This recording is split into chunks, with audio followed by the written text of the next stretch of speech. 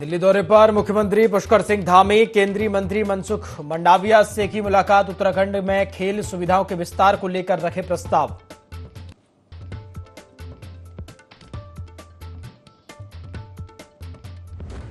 केंद्र सरकार ने दी उत्तराखंड को बड़ी सौगात। ऋषिकेश गंगा कॉरिडोर में करीब 547 करोड़ से भूमिगत होगी बिजली लाइनें। सीएम धामी ने पीएम मोदी और केंद्रीय ऊर्जा मंत्री का जताया आभार।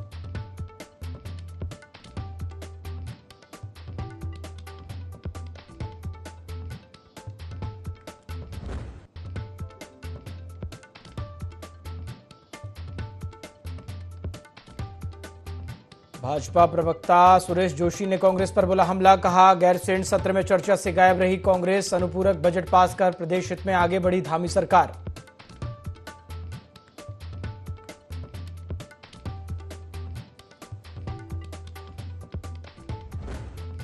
स्मार्ट मीटर विरोध में उग्र हुआ आंदोलन। देहरादून ऊर्जा विभाग रोकने पर पुलिस ने की है कार्रवाई। किसानों ने निकाली ट्रैक्टर रैली।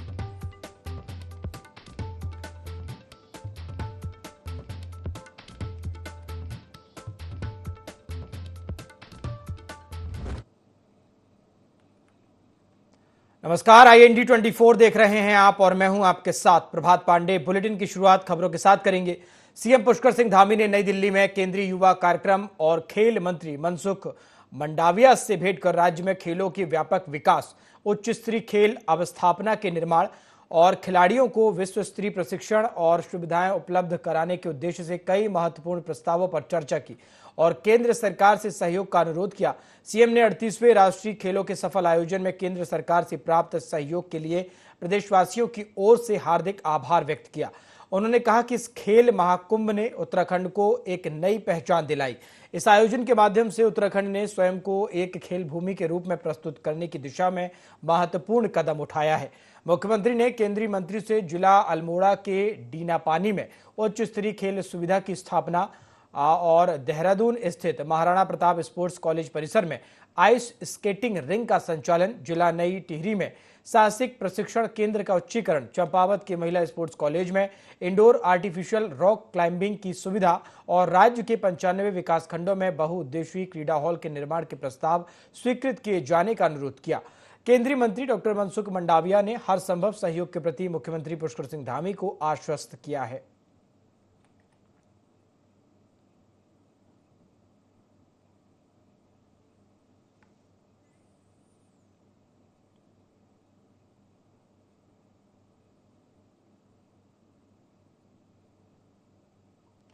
चलिए आगे बढ़ेंगे। बद्रीनाथ मास्टर प्लान को लेकर स्थानीय जनता द्वारा उठाई जा रही समस्याओं पर मुख्यमंत्री पुष्कर सिंह धामी ने संज्ञान लेते हुए प्रमुख सचिव आवास और जिलाधिकारी चमोली को आवश्यक दिशा निर्देश दिए। मुख्यमंत्री ने शासन और जिला प्रशासन के समन्वय से हितधारकों से संवाद स्थापित कर आ रही समस्याओं के शीघ्र निस्तारण करने के निर्देश दिए।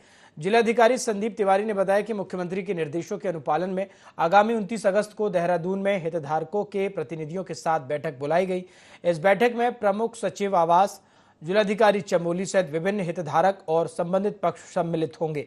बैठक का उद्देश्य हितधारकों द्वारा प्रस्तुत ज्ञापन और सुझावों पर सकारात्मक विचार विमर्श करना और जनहित में निर्णय लेना है।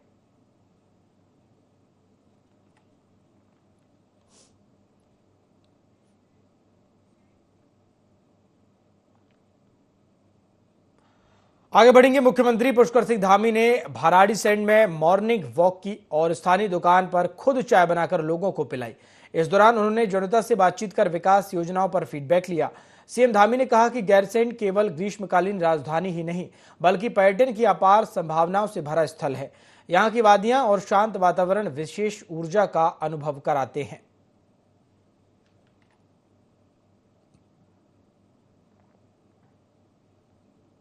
ये जो भराड़ीसैंण का ये विधान भवन है और यहाँ का सत्र, इसमें आप सब लोग भी बड़ी कठिनाई से, अनेक जगह पर रास्ते बंद थे, भूस्खलन हो रखा था, मानसून तेज था, लेकिन आप सब यहाँ पहुँचे। मैं आप सबका भराड़ीसैंण के इस ग्रीष्मकालीन राजधानी, यहाँ आप सबका मैं स्वागत करता हूँ कि कठिनाइयों के बाद इसी प्रकार से हमारे सभी जनप्रतिनिधि भी यहाँ पहुंचे। हमारे अधिकारी कर्मचारी सत्र आहूत करना यहाँ पर इस मानसून के समय में थोड़ा चुनौतीपूर्ण था, लेकिन हमारी मंशा शुरू से थी और बजट सत्र भी हम यहीं आहूत करना चाहते थे, लेकिन उस समय इसको बंद कर दीजिए। विधानसभा में उस समय में यहाँ पर काम चल रहा था, निर्माण की प्रक्रिया चल रही थी, डिजिटल बनाने का काम विधानसभा का चल रहा था। उस कारण से बजट सत्र यहाँ नहीं हो पाया, देहरादून में था। तो इस बार हमारी मंशा थी कि ये सत्र लंबा चले और उसके लिए सरकार ने सारी तैयारियां की थी। विधानसभा के स्तर से भी बड़ी अच्छी तैयारियां की गई। पहले दिन से विपक्ष यहाँ पर सत्र चलाने के बिल्कुल भी मूड में नहीं था, क्योंकि उनके निजी मुद्दे, निजी हित कहीं न कहीं इसको चलाने में आड़े आ रहे थे। मैं विधानसभा अध्यक्ष जी की, उनका भी मैं बहुत, माननीय विधानसभा अध्यक्ष जी का भी मैं बहुत आभार व्यक्त करता हूं कि उन्होंने बहुत धैर्य का परिचय दिया। कई बार उन्होंने हमारे विपक्ष के साथियों को कई बार मौका दिया। कल 1 घंटा 45 मिनट सत्र में भी लगभग 8 बार विधानसभा को स्थगित करना पड़ा।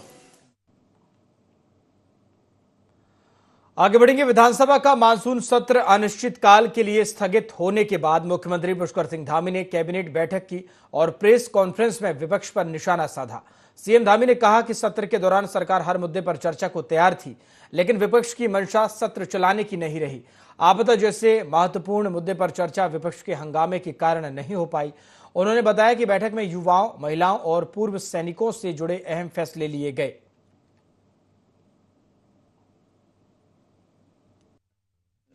सबसे पहले तो औपचारिक रूप से आप सब लोगों से पिछले 3 दिन से लगातार भेंट हो रही है, और ये जो भराड़ीसैंण का ये विधान भवन है और यहाँ का सत्र, इसमें आप सब लोग भी बड़ी कठिनाई से, अनेक जगह पर रास्ते बंद थे, भूस्खलन हो रखा था, कि कठिनाइयों के बाद इसी प्रकार से हमारे सभी जनप्रतिनिधि भी यहाँ पहुंचे। हमारे अधिकारी कर्मचारी सत्र आहूत करना यहाँ पर इस मानसून के समय में थोड़ा चुनौतीपूर्ण था।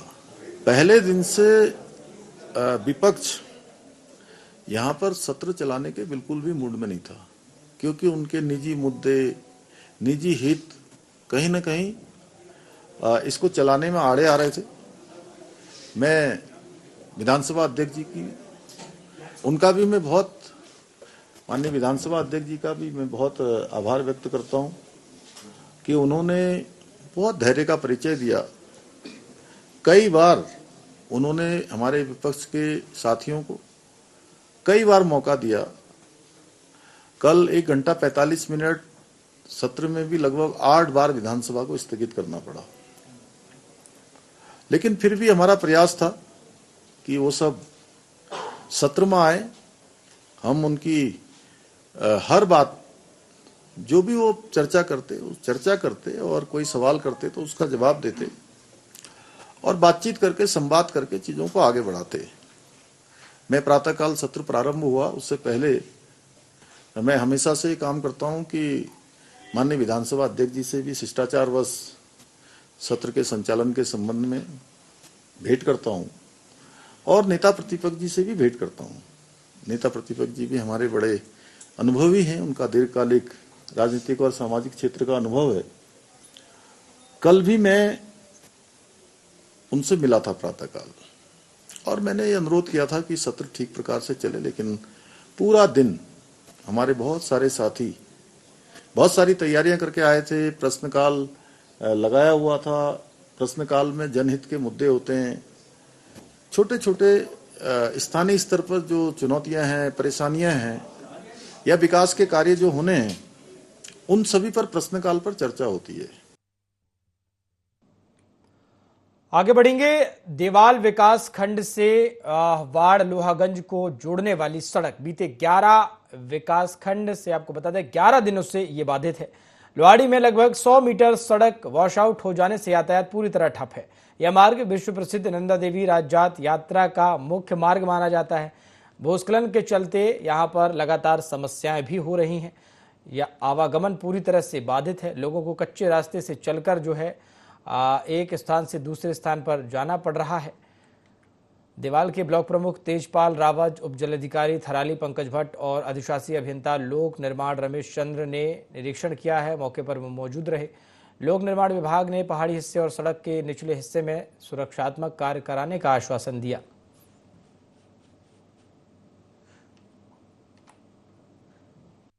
100 मीटर के करीब सड़क का जो हिस्सा है वो पूरे भूदशा के कारण क्षतिग्रस्त हो गया है। आज यहाँ पर हमारे अधिशासी अभियंता पीडब्ल्यूडी, सहायक अभियंता एसडीएम साहब भी आए हैं, तमाम जनप्रतिनिधिगण हमारे ब्लॉक प्रमुख भी आए हैं और सब लोगों ने वहाँ पर स्थलीय निरीक्षण करके ये देखा कि सबसे पहले इसकी यहाँ पर भूगर्भीय रिपोर्ट इसकी ली जाए और भूगर्भ वाले आज यहाँ पर पहुँच चुके हैं, वो सर्वेक्षण कर रहे हैं और इस जो यहाँ पर विगत कई सालों से ये जो भूस्खलन का जो जोन बना हुआ है इसके स्थायी समाधान के लिए कहीं न कहीं भूगर्भ की रिपोर्ट के उपरांत इसमें विचार किया जाना उचित रहेगा कि स्थायी समाधान के लिए पूरे प्रयास किए जाएंगे।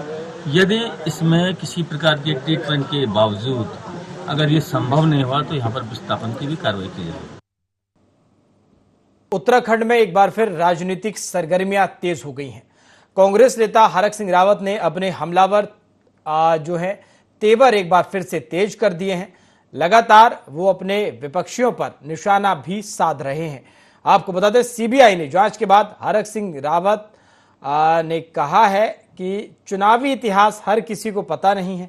जो भी उनसे टकराया है वो या तो सीधे ऊपर चला गया या उसकी राजनीति ही खत्म हो गई। ऐसे में भाजपा ने भी हरक सिंह रावत मामले में कोर्ट के निर्णय को सर्वोपरि करार दिया और कहा कि अगर हरक सिंह रावत ने कोई अपराध नहीं किया तो उन्हें डरने की जरूरत नहीं।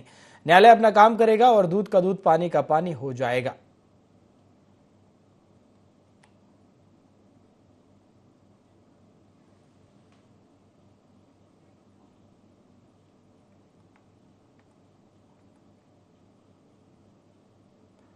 आगे बढ़ेंगे। बद्रीनाथ धाम में प्राधिकरण की नीतियां और मास्टर प्लान महानिर्माण कार्यों और धाम की पौराणिक सनातनी सांस्कृतिक धरोहरों की बदहाली को लेकर प्रदर्शन जारी है। होटल कारोबारी, व्यापारियों, पंडा समाज आदि का संयुक्त जन आंदोलन 19वें दिन भी जारी है।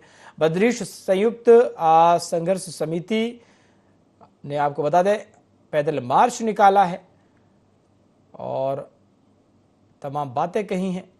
आपको बता दें इस बीच यूकेडी के प्रदेश युवा प्रकोष्ठ के अध्यक्ष आशीष नेगी भी बद्रीनाथ धाम में धरना स्थल पर आंदोलनकारियों को अपना समर्थन देने पहुंचे हैं। 19वें दिन भी ये प्रदर्शन लगातार जारी है। बद्रीश संयुक्त संघर्ष समिति के बैनर तले ये आंदोलन चलाया जा रहा है। आंदोलनकारियों को समर्थन भी मिल रहा है।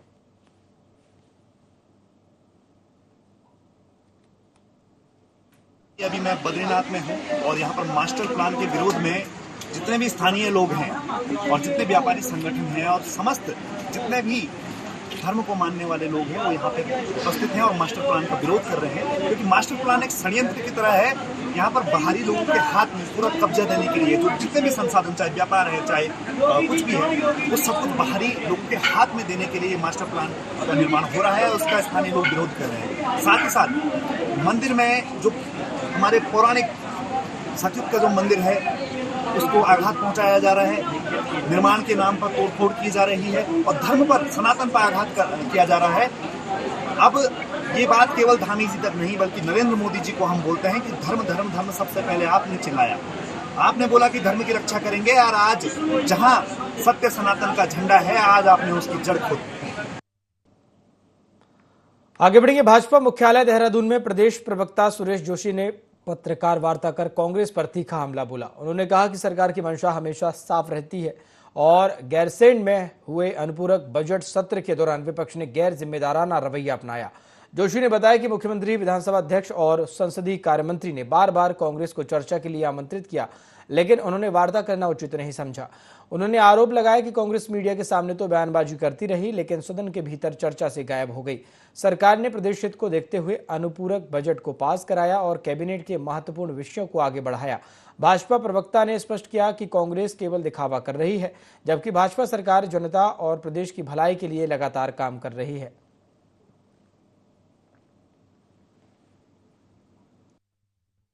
जिन विषयों को लेकर के गैरसैंण गए थे, हमारा अनुपूरक बजट था।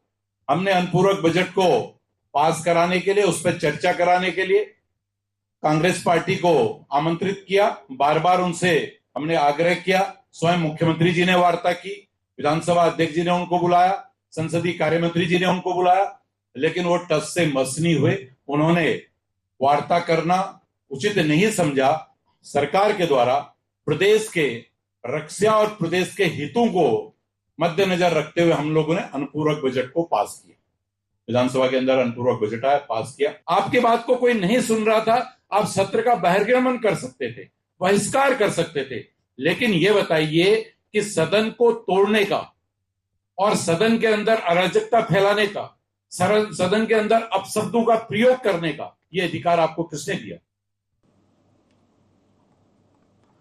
कुंडेश्वरी चौकी क्षेत्र के ढकिया कला गांव में उस समय सनसनी फैल गई जब अज्ञात हमलावर ने पूर्व प्रधान श्याम सिंह पर ताबड़तोड़ फायरिंग कर दी। गोली लगने से वे गंभीर रूप से घायल हो गए। प्राथमिक उपचार के बाद चिकित्सकों ने उन्हें मुरादाबाद हायर सेंटर रेफर कर दिया। जानकारी के अनुसार ढकिया कला निवासी पूर्व प्रधान श्याम सिंह सुबह दवा लेने के लिए बाइक से मेडिकल स्टोर गए थे। दवा लेकर जैसे ही वे बाहर निकले तो उन पर बदमाश जो है उन्होंने हमला कर दिया। पूर्व प्रधान गंभीर रूप से इस हमले में घायल हो गए हैं। मौके पर पुलिस पहुंची है, मामले की जांच की जा रही है। इस घटना के बाद पुलिस ने मामला भी दर्ज किया है।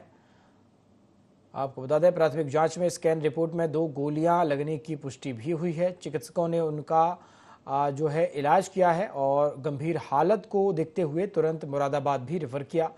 घटना की सूचना मिलते ही पुलिस भी मौके पर पहुंची और अस्पताल में पीड़ित पक्ष के बयान दर्ज किए। फिलहाल पुलिस ने मामले में तहरीर लेने की कार्रवाई शुरू कर दी है और घटनास्थल के आसपास लगे सीसीटीवी कैमरों की फुटेज खंगाल रही है। सूचना मिली थी जिसमें ढकिया के पूर्व प्रधान जो श्याम सिंह जी हैं उन पे अज्ञात हमलावरों के द्वारा फायर किया गया था, जिसमें इनको फायर आर्म इंजरी हुई है और ये अस्पताल में अभी एडमिट है। इसमें पुलिस की तत्काल टीमें गठित करके और लगाई गई हैं। इसमें कुछ महत्वपूर्ण सुराग भी लगा है। जो भी दोषी होंगे उनके विरुद्ध हमारे द्वारा सख्त कार्रवाई की जाएगी। भारतीय किसान यूनियन से जुड़े किसान स्मार्ट मीटर के विरोध में सैकड़ों की संख्या में ट्रैक्टर रैली लेकर एक बार फिर सड़कों पर उतरे किसानों ने स्मार्ट मीटर के विरोध में ऊर्जा भवन कूच किया। 4 सूत्री मांगों में किसानों ने स्मार्ट मीटर का विरोध किया, वहीं अन्य मांगों को लेकर आंदोलन किया। किसान यूनियन की रैली को पुलिस बल ने बीच में ही रोक दिया। किसानों को देहरादून नहीं जाने दिया तो किसान आक्रोशित होकर लच्छीवाला टोल प्लाजा पर ही धरने पर बैठ गए और शासन प्रशासन के खिलाफ नारेबाजी की। किसानों ने कहा कि अगर उनकी मांगों को नहीं माना गया तो वे आंदोलन करेंगे और सड़क जाम करके जो है अपनी बात रखेंगे।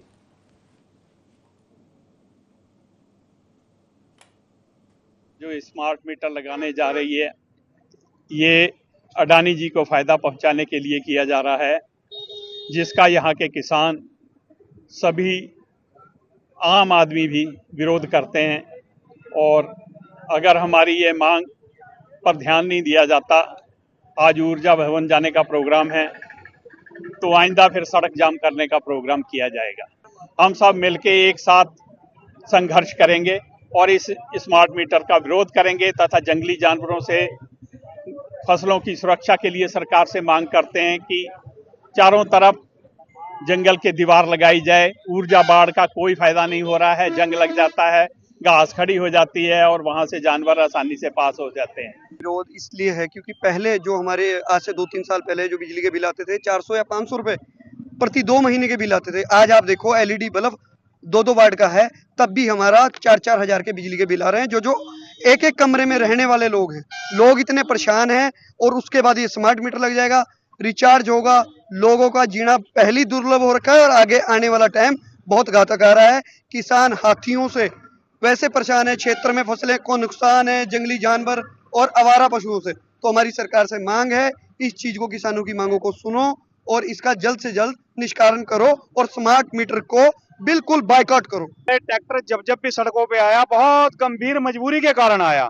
स्मार्ट मीटर वो घर बैठे ही अपने रिमोट से, चाहे बिल हमारा 10,000 बना दे, चाहे बना दे 20,000। कई साल से गन्ने का रेट नहीं बढ़ा, किसान 500 रुपए प्रति कुंटल गन्ने के रेट की मांग करता है। पूरे भारतवर्ष में हर राज्य में ट्यूबवेल की बिजली बिल्कुल फ्री दी जा रही है। उत्तराखंड में हम ट्यूबवेल की बिजली का बिल भुगतान कर रहे हैं। जंगली जानवरों का भारी नुकसान, अगर हम जंगली जानवर को, किसान कभी भी, किसान किसी को क्षति नहीं पहुंचाता, अगर धोखे से भी क्षति पहुंच जाए किसान को जेल में डाल दिया जाता है। किसान की फसलें, किसान का माल, किसान का पशुओं की जहाँ किसान पशु रखता है वो टीन शेड प्रत्येक दिन हाथी तोड़ रहे हैं, फसलों को रौंद रहे हैं। सरकार का कोई ध्यान नहीं है। किसान का उत्पीड़न उत्तराखंड राज्य में सबसे ज्यादा किया जाता है। उत्तराखंड के कुमाऊं विश्वविद्यालय में 2 साल बाद छात्र संघ चुनाव होने जा रहे हैं। महाविद्यालय द्वारा 27 सितंबर को चुनाव की घोषणा कर दी गई है। छात्र संघ चुनाव की घोषणा होने के बाद एनएसयूआई के प्रदेश सचिव ने राजकीय महाविद्यालय के बाहर कानून व्यवस्था के खिलाफ पुतला दहन किया। आने वाले छात्र संघ चुनाव में निष्पक्ष तरीके से चुनाव हो, इसकी मांग की। वहीं भाजपा सरकार पर आरोप लगाते हुए कहा कि जिला पंचायत चुनाव में भाजपा सरकार की तानाशाही देखने को मिली। इसी को देखते हुए आने वाले छात्र संघ चुनाव में निष्पक्ष चुनाव की मांग भी की जा रही है। पे जो आज पुतला फूका गया है, नैनीताल जिले के हल्द्वानी शहर एमबीबीजी कॉलेज के बाहर एनएसयूआई द्वारा यहाँ पर पुतला फूका गया है। भारतीय जनता पार्टी का पुतला फूका गया है, उसकी नाकामी का पुतला फूका गया है। जिस प्रकार से विगत दिनों में आप लोगों ने देखा कि किस प्रकार से गुंडागर्दी करी गई है और गुंडागर्दी के साथ साथ ये जो प्रशासन की नाकामी है, जो प्रशासन के झूठे जो चीफ जस्टिस के सामने पेश करे गए, उसकी जो नाकामी है, उसके ऊपर ये पुतला फूका गया है। और कानूनी कार्रवाई करनी थी, उसकी जो बिगड़ी हालत है हमारे प्रदेश में, कानूनी के साथ साथ जो बिगड़े हालात है, उसके साथ साथ जो ये प्रदेश में प्रशासन है, उसकी जो नाकामी है, उसके ऊपर आज एनएसयूआई द्वारा यहाँ पर पुतला फूका गया है। चंपावत जिले के सबसे बड़े राजकीय महाविद्यालय लोहाघाट में पिछले 6 दिनों से अपनी मांगों को लेकर छात्र नेताओं और छात्र एबीवीपी के बैनर तले एबीवीपी प्रदेश सह मंत्री विवेक पुजारी व छात्र संघ अध्यक्ष ऋतिक के नेतृत्व में धरना प्रदर्शन कर रहे हैं। पर विश्वविद्यालय प्रबंधन के द्वारा छात्र की मांगों की अनदेखी करने पर छात्र नेता भड़के और उन्होंने रात्रिकालीन धरना महाविद्यालय परिसर में शुरू कर दिया। छात्र नेताओं ने कहा कि अखिल भारतीय विद्यार्थी परिषद लोहाघाट और छात्र संघ द्वारा महाविद्यालय में चल रही मांगों के लिए अनिश्चितकालीन धरना प्रदर्शन किया जा रहा है, पर उनकी मांगों को अनदेखा किया जा रहा है। छात्र नेताओं ने चेतावनी दी कि अगर धरने के दौरान उन्हें कुछ होता है तो उसकी पूरी जिम्मेदारी महाविद्यालय प्रबंधन की होगी। उन्होंने कहा कि दूर दूर क्षेत्र से छात्र छात्राएं यहां शिक्षा ग्रहण करने आती हैं, पर उन्हें महाविद्यालय में सीटों की कमी के चलते प्रवेश नहीं मिल रहा है, जिस कारण कई छात्र छात्राओं का भविष्य अधर में लटक गया है। उन्होंने कहा कि जब तक उनकी मांगें पूरी नहीं होंगी, धरना प्रदर्शन जारी रहेगा। लोहाघाट अपने जनपद का और यूनिवर्सिटी का सबसे बड़ा महाविद्यालय है। उसमें इसके इतना बड़ा कॉलेज होने के बाद भी हमें यहाँ पर को सीटों के लिए बैठना पड़ रहा है, जो कि एक शर्म की बात है यूनिवर्सिटी के लिए। आज हम लोग 6 दिन, हम 6 दिन से लगातार यहाँ पर को आंदोलन चल रहा है। आज विद्यार्थी परिषद ने और सभी कार्यकर्ताओं ने हम लोगों ने एक मीटिंग करी। उसके बाद एक निष्कर्ष निकला कि हम लोग रात्रि 24 घंटे हम लोग यहाँ पर को धरना स्थल में बैठेंगे। जो हमारी मांग है कि BA फर्स्ट टाइम में हमारी मांगे 120 सीटें हो और MA में हमारी सीट बढ़े, और जो हमारी 4 सब्जेक्ट की MA की मांग है वो हमारी मांग पूरी है, और फैकल्टी के लिए भी हम लोगों ने मांग करेगी। ऐसे हमारी 6 मांगों के लेकर विद्यार्थी परिषद छात्र संघ यहाँ पर उपस्थित हुआ है। बुलेटिन में फिलहाल इतना ही। देखते रहिए IND 24। नमस्कार।